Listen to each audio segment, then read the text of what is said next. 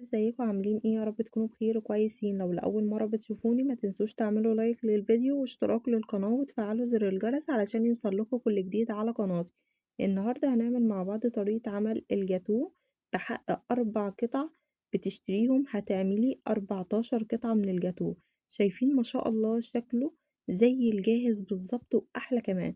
شايفين ما شاء الله مشروع مربح جدا. عندنا المقادير بتاعتنا نص كيلو دقيق سبونج فانيليا، لو عايزاه شوكولاتة عادي اللي بتفضليه وبتحبيه هيكون نص كيلو من دقيق الاسبونج، عليهم 5 بيضات حجم كبير. لو البيض بتاعك صغير هيبقى 6 بيضات، عليهم نص معلقة صغيرة من الفانيليا ونص كوب من الماء الساقع ومعلقة كبيرة من الخل. هنحط كل المكونات على بعض ونضربها لمدة 10 دقايق بمضرب كهربا كده زي ما انتوا شايفين، او لو عندك عجان هتشتغلي بيه. هنضربها لمدة 10 دقايق، وطبعا انا مشغلة الفرن بتاعي من قبل ما ابدأ اعمل الاسبونج.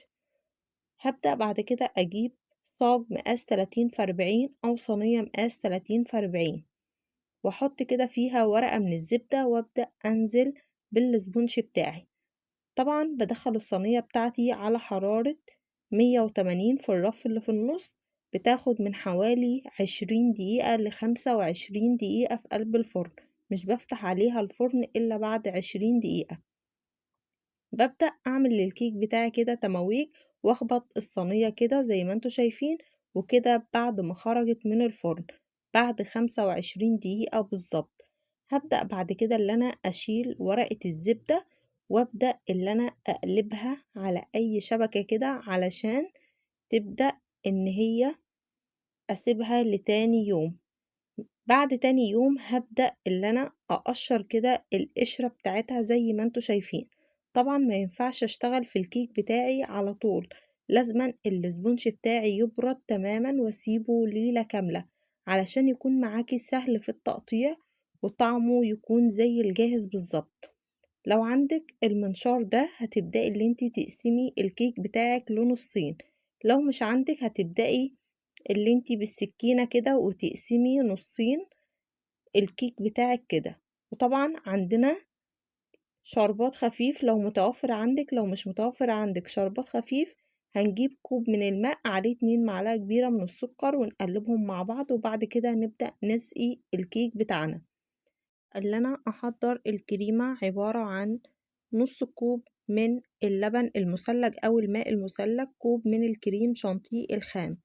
طبعا اللبن هنضيف عليه معلقة كبيرة من السكر وهنضربهم مع بعض، وبعد كده هننزل بالكريمة هنضربها لحد ما تكون بالقوام اللي انتوا شايفينه ده.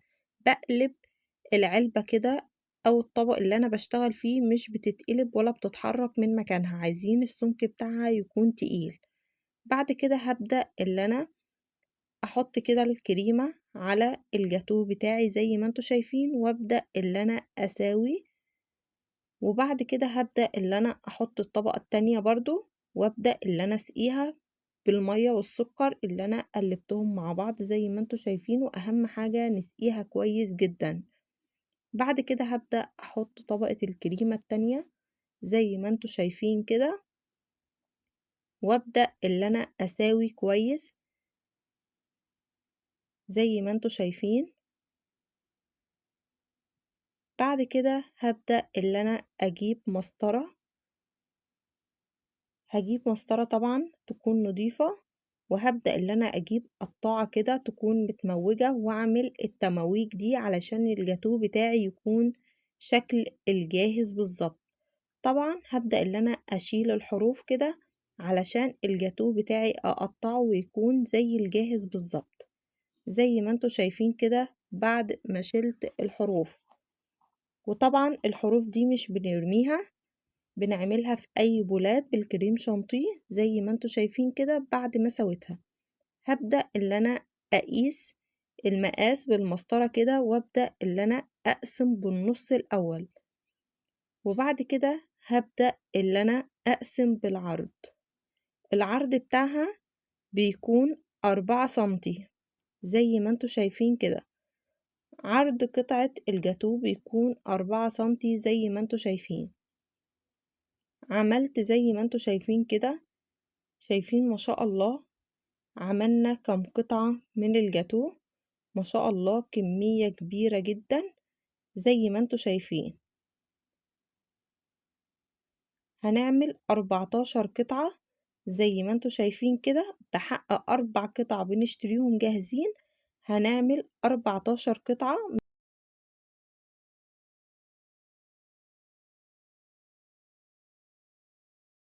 زي ما انتوا شايفين كده بدأت اللي انا اقسم كده كل قطعتين مع بعض، وطبعا في كل مرة ببدأ اللي انا امسح السكينة بتاعتي علشان الجاتو يكون معايا متساوي كده زي الجاهز بالظبط.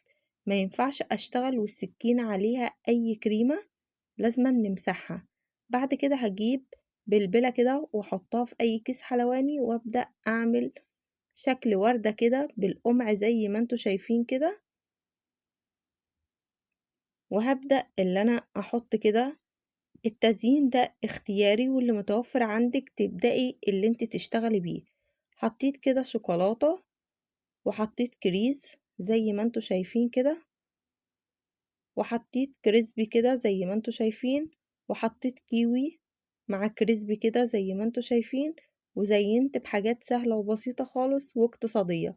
شايفين ما شاء الله عملنا كم قطعة من الجاتو؟ 14 قطعة من الجاتو ما شاء الله زي الجاهز وأحلى كمان. ما تنسوش تعملوا لايك للفيديو وتشجعوني وتدعموني علشان قناتي تكبر بيكم إن شاء الله. شايفين شكل الجاتو زي الجاهز وأحلى من الجاهز بكتير، وبحق 4 قطع هتعملي 14 قطعة. شايفين ما شاء الله شكل طبق الجاتو ما شاء الله زي الجاهز بالظبط وزي ما بنشتريه. ما تنسوش تعملوا لايك للفيديو.